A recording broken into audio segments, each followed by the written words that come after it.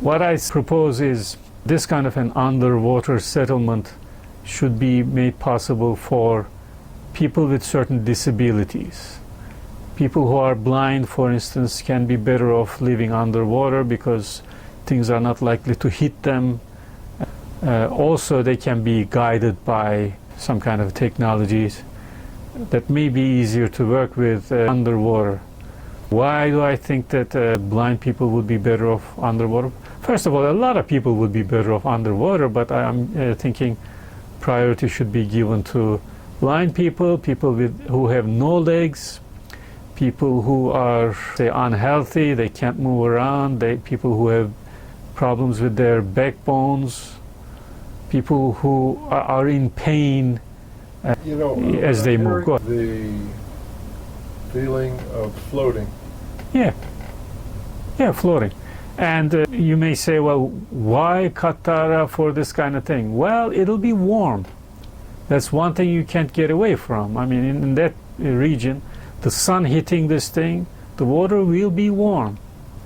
And the other thing is, obviously, water levels are rising, so if we can suck some of the water out, put it somewhere else, this is always a good idea. And another reason why I think this particular place is good for a large artificial lake is that, of course, with all this sun hitting the water, much of this thing will evaporate.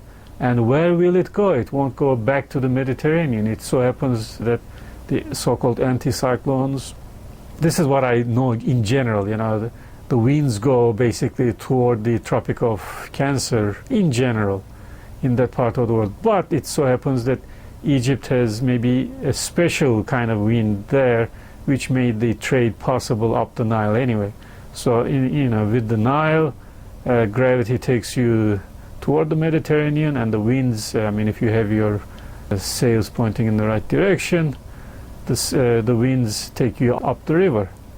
So the Nile River, by the way, once again, I've never been there, but I can say that for the Egyptian empire or the kingdoms, there's several dynasties that never ceased to have presence there. Obviously, the Nile was not only their main source of water, but transportation also. But not only that, it continued to be the source of transportation for the Hellenistic guys, and for the Romans, and the Byzantines, and then the Ottomans. So it was the main artery, let's say, for trade. Now, Qattara is not too far from the Nile. In fact, if one has to do it, one can also dig a tunnel toward the Nile, but that to me doesn't make sense because there are already too many customers, let's say, for the waters of the Nile anyway. And it is, shrinking with Sudan and Ethiopia trying to get more of it, etc. I'm not saying they shouldn't, I'm just saying, that incidentally, coming back to the proposals for so-called blue revolution, what I find disturbing is that it paints a very rosy picture of the future of agriculture in that region. It seems to me that agriculture proved to be fatal in almost every region where it had a long history, except the Nile Valley, and maybe also except in China. But in China, things did not get any better. They're getting worse and worse. But it's not curtains for China yet.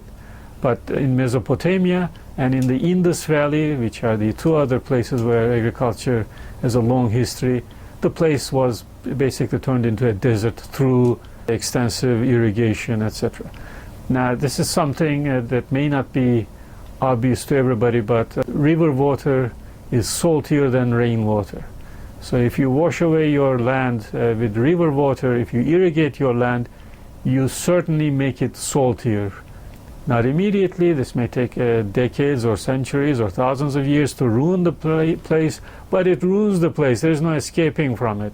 There is no technology that desalinates an irrigated piece of land, unless, of course, you start using pure water, which would be, very expensive, etc. Incidentally, I'm proposing something like this for Qattara, but it's a different kind of deal.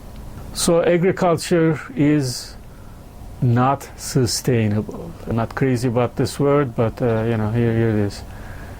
So anything that promotes the idea of agriculture in Egypt is not a good idea. Coming back, I may also... The sustainability is the water factor? River water. If you do it with rainwater, of course, you have a better chance. The rainwater is not salty, but river water is necessarily salty. Why? Because salt comes from rocks. It's a mineral. And anything like the Nile is bringing a lot of salt. It's leaking a lot of rocks on its way. And some of those rocks have salt. So salt being natural to those mountains or whatever, it's basically a layer here and there. So rain comes. But for my project, obviously tiling the bottom would be an idea. But here's the other thing. When I mentioned this to somebody who has actually been to the region, somebody from Libya, when I mentioned it to him, he said, "Oh, but that region is prone to earthquakes." That did give me well, if that is the case, then, obviously that may be a problem because earthquakes... I actually thought of glass, tile, whatever is cheaper. Glass is smoother, I'll give you that. Yeah. No, and glass is supposedly cheaper. I don't know why. No, I think you're right. It's pure. You're right. And you make it out of the sand, sand. So, But in any event, what I don't know, of course, is the pressure on the bottom. The water will have pressure on the bottom. So obviously you can't have thin glass. Whatever you have, it had better be thick to withstand all the pressure, Once again, the bottom of this... The lake to work is a beautiful idea. Yeah. And the other thing is, what am I talking about? Well, why am I talking about this? Nobody's paying me for this. I am, making a fool of myself. Maybe. You're urging consideration of a good idea to the planet. It is a good use of the electronic media as it's developed this far. I hope so. This is an appeal to the public. And also, I'm trying to create dreamers throughout the world. I don't have any blind people in my family. I don't know any blind people intimately. So why am I proposing something for them? Why shouldn't I? Since when is it that one has to come up with proposals for one's own people, however that is defined? So I don't mind antagonizing, let's say, some Egyptian fanatics who may say, "Hey, this is our land. You can't come here unless you're born." I'm sure there'll be idiots like that, but of course, something like this will benefit, more than the people who live in the lake. I don't know what Qattara means. I don't know if it's the only name. I don't know if it's historically, whatever, the most popular. But the name doesn't sound all that good to me. If somebody wants to give different names to different pieces of this project, that's fine with me. Either way, I'll refer to it as the lake. It's going to be an artificial lake. Here are two proposals from me. This is personal stuff. And people can object to this, of course, fine. One of them is that once you have a deep enough lake that is almost half of the day showered with sun rays, if that's the right expression, or something that is going to be in bright light, you have a perfect location for an underwater museum. And you can also build a huge dome. Now, I'm not pressing for a single dome. This idea of a single dome forming a large building is not necessarily, say, a secular idea. This is more either authoritarian or religious. One God, one dome, everybody under one dome. Yeah, it doesn't make sense to me. So one can dispense with the idea of having a singular dome, but you can have 5-6 domes next to them, whatever.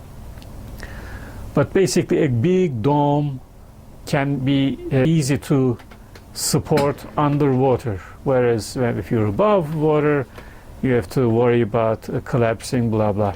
Water will be holding it up, basically.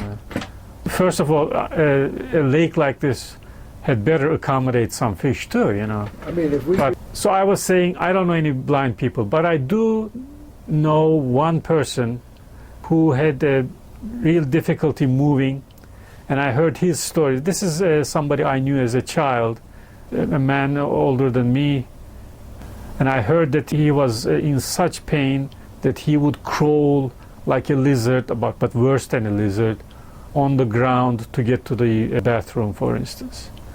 And I'm sure that if he had access to certain medical devices or gadgets or whatever, you know, something could have been done about him, you know, maybe he could have been given more dignity. But I assume that a lot of people in that kind of a position would be better off underwater. Coming back to this museum thing, why did I think of the museum? I figure that a sculpture museum that has floating sculpture would be a good thing for blind people. So they can touch the pieces of sculpture and they can actually grab them, they can dive with pieces of sculpture a little bit and then release them. So when they release the floating sculpture going toward the surface or wherever they, you know, their balance is, would not hit anybody, you know, terribly harshly. So, you know, you can do this.